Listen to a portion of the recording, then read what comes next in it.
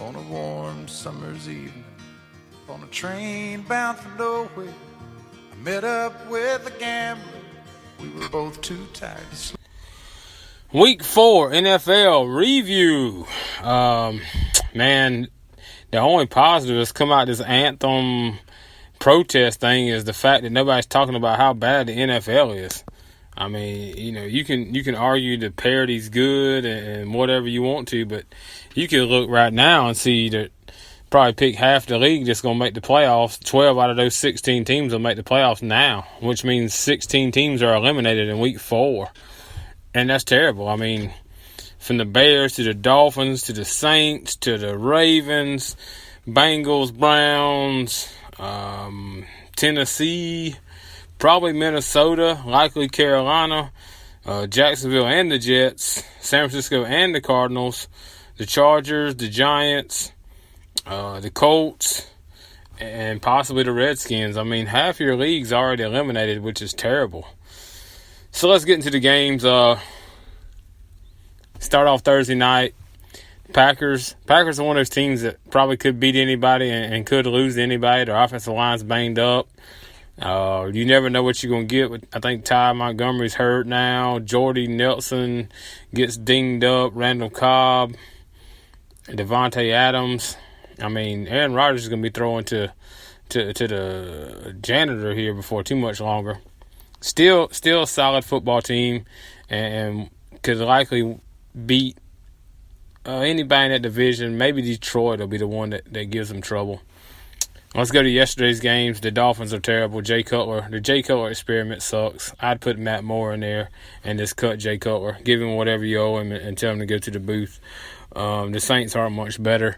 They did score 20, but they just don't look very good offensively. Alvin Kamara is really good. Rookie running back from Tennessee. He's solid. He's going to be solid. Runs hard, big, strong kid. Buffalo beats Atlanta. Biggest surprise of the day for me, probably that, and the Panthers beating New England. Atlanta rolls, especially at home. Julio Jones went down early, and that may have changed the tempo of how they run their offense, I guess. If you need an excuse, that may be it. Buffalo plays solid defense. Tyrod Taylor, LaShawn McCoy, they do things and score points. And that's a couple good wins for Buffalo. Baltimore, after laying an egg in London last week, I thought they'd come home and at least give Pittsburgh a fight. They lose by 17 or so. They're terrible. Joe Flacco's terrible. They don't have a running game. They don't have any playmakers. The defense is old. They're done. Cincinnati-Cleveland. Cincinnati finally looks halfway decent on offense, but it's against the Browns. They're still done. Rams, another surprise. Rams are playing good football. They have a decent defense, which they've had for a few years, but Jared Goff and Todd Gurley, that's a good combination right there. And got, Tavon Austin and Farrah Cooper and different guys making plays here, there, and the other. And they beat Dallas in Dallas. That's a good win for them. They could really compete in the NFC West. The Titans get blown out by the Texans. Has to be the worst Saturday, Sunday for any state. Tennessee Volunteers get beat 41-0 by Georgia. Then the Tennessee Titans get beat 57-14 by the Houston Texans. Deshaun Watson actually looks pretty good, and with that defense, and they could make some noise, and they definitely make the playoffs, and could be a matchup problem for some teams with J.J. Watt and Clowney and the rest of their defense playing really well. Houston looks okay right now. Detroit beats Minnesota. Minnesota without Sam Bradford, now without Dalvin Cook, and they look like their season probably over. Detroit was an inch away from being undefeated right now, and Matthew Stafford's earning every bit of that $26 million contract. Detroit could be a sleeper to cause some trouble. Like I said, the Panthers beating the Patriots in Foxborough. That's probably a surprise that nobody had circled. They played really well. Cam actually ran the ball some yesterday. He hadn't been. Scores a couple touchdowns and throws the ball. He tore his own apart for the Patriots. Devin Funchess had a lot of catches, and Ed Dixon, and mixing it up with Greg Olsen being out, and Kelvin Benjamin had some catches as well, and Christian McCaffrey. Still ain't got the running game going with Jonathan Stewart, but that's a pretty good win right there. Jacksonville and the Jets, they're both terrible. I didn't realize that the Jaguars were worse than the Jets, but they are. They're both eliminated. San Francisco and Arizona going to overtime. They should just gave both of these teams a loss. They're both terrible. I thought Arizona would be better. They got a good many playmakers. When David Johnson went down, I guess it changed the game for them. They're both eliminated. Chargers lose another one-possession game to the Eagles. Eagles are pretty good, I think. I like Carson Wentz. I like Alshon Jeffrey.